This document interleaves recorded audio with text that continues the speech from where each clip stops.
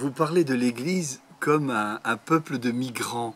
C'est un événement qui vous fait, qui vous fait réfléchir, qui m'amène aujourd'hui à vous en parler. Parce qu'il y a 4 sœurs vietnamiennes arrivées de Hanoï qui sont installées depuis plus d'1 an dans notre diocèse de Poitiers. Et ces sœurs viennent du pays qui a été à une époque évangélisé par Théophane Vénard de Saint-Loup-sur-Thoué, et puis par Jean-Charles Cornet, que nous fêtions hier, qui est originaire de Loudun.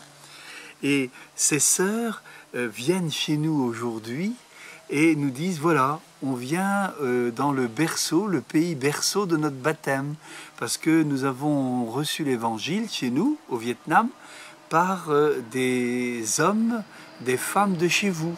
Voilà.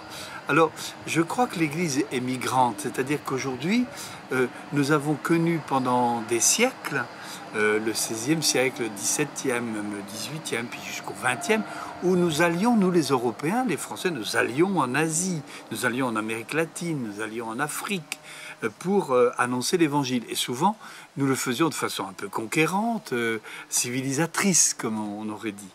Et aujourd'hui, on a des prêtres qui nous viennent de partout, qui nous viennent bien sûr de Pologne ou de Sicile, d'Italie, mais qui viennent aussi du Bénin, qui viennent de Côte d'Ivoire, qui viennent du Congo, des 2 Congos, qui viennent de plusieurs pays de cette Afrique que nous avons connus il y a plus de 100 ans avec des missionnaires de chez nous, du Poitou.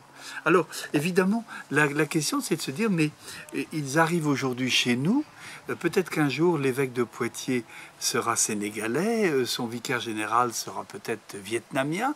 Nous avons un échange, comme nous avons été chez eux, les voici maintenant chez nous.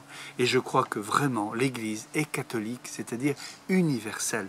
Et nous sommes faits de migration ainsi dans tous les sens des continents de notre terre. Et aujourd'hui, je crois que l'avenir vraiment de notre Église, c'est de connaître l'échange, c'est-à-dire pas seulement être des donneurs de missionnaires, d'hommes et de femmes à travers le monde, nous l'avons fait pendant plus de 100 ans, mais aussi d'être des receveurs, et dans ce mouvement de créer vraiment la communion entre les richesses culturelles, les richesses spirituelles, et ainsi l'Église ne peut que grandir.